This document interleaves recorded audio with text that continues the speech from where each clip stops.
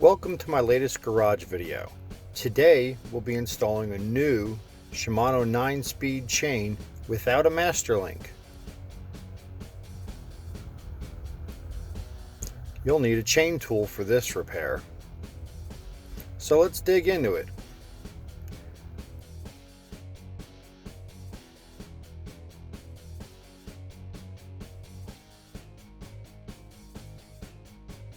This chain goes together with a pin instead of a master link, and you can see it's a pretty nice riveted chain.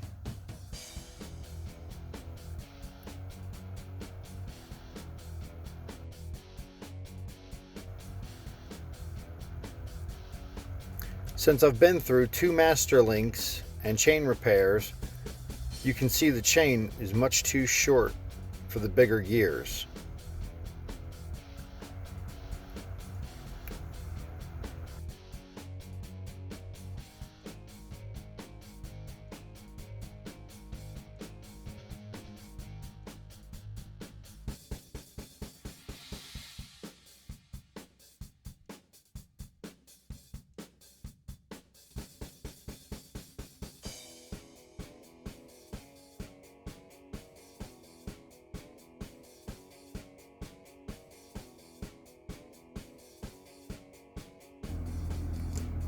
Now, I'm going to move my derailers to the smaller sprockets to make this easier. Using the chain tool to break the links apart, I'll remove the old chain, then remove the chain from the bike.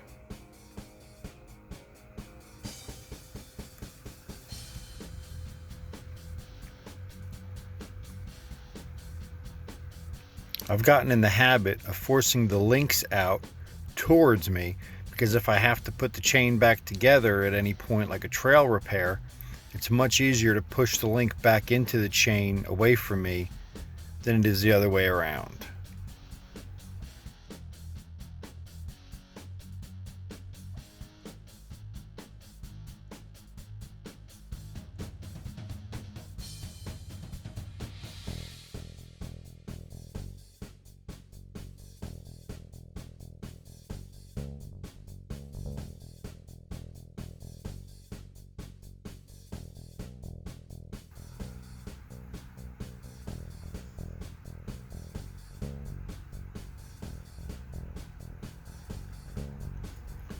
This was a much cheaper chain, so I'm not really surprised I had problems with it the whole time I've owned it.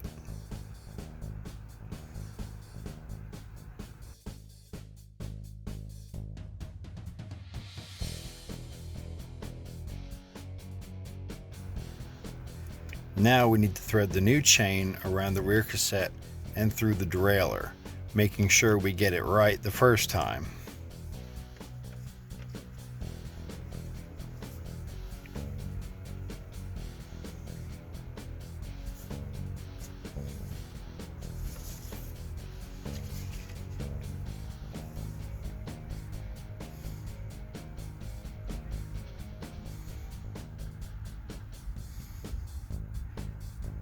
When trying to bring the chain together, there are different tricks you can use to make this easier, such as a bent piece of coat hanger to keep the chain from rolling back out of the way. But on the side of a trail, or as was my case, the side of a road, you don't have luxuries such as a coat hanger. So you just have to get good at threading things and holding them together while you piece them together.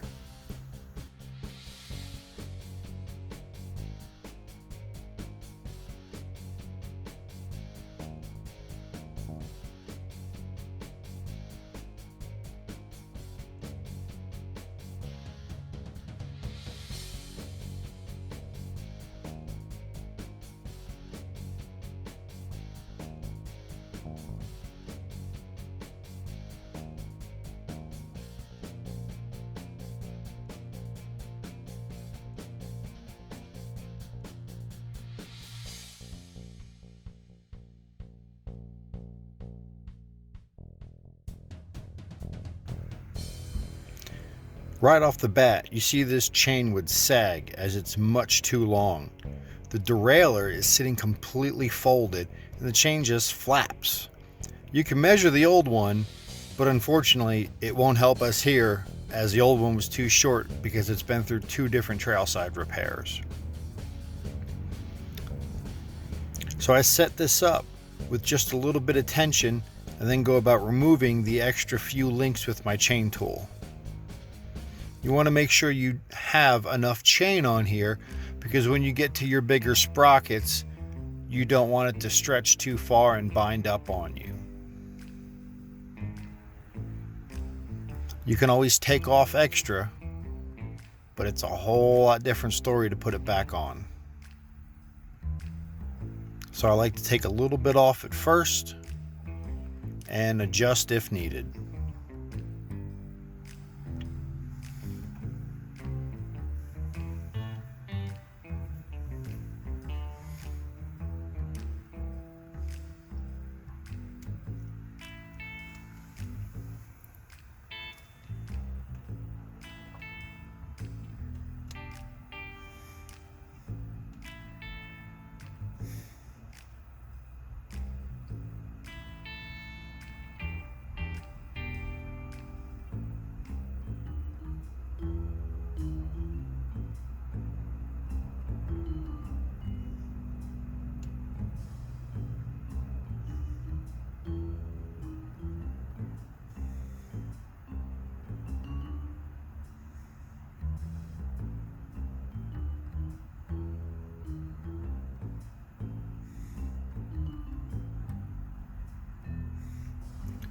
This is where you might want the coat hanger, but I'm a seasoned pro by this point pretty much.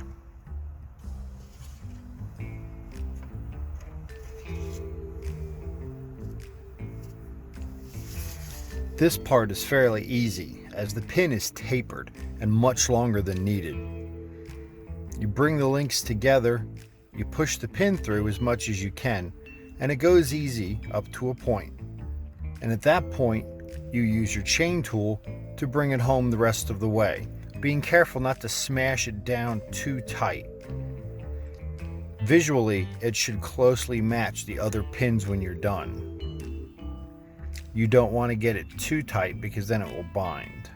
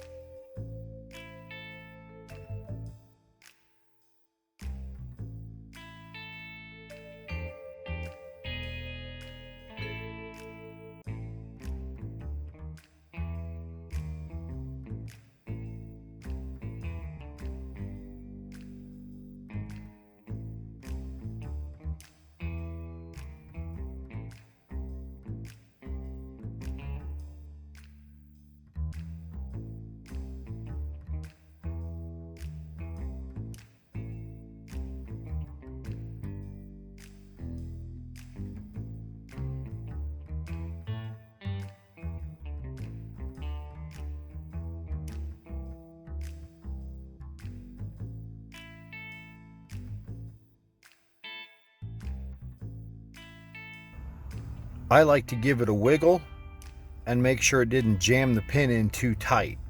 Working it back and forth usually helps. You can work the chain its normal arc, but sometimes you just have to push it back and forth against its normal flex area, or whatever you'd like to call it, and that'll help loosen it up a little bit if your chain is a little too tight where that pin is. So, there you have it. If you like this video, please don't forget to give it a thumbs up. Also, consider subscribing. While you're at it, give that bell icon a ring. Thanks for hanging around today. Hope you learned something.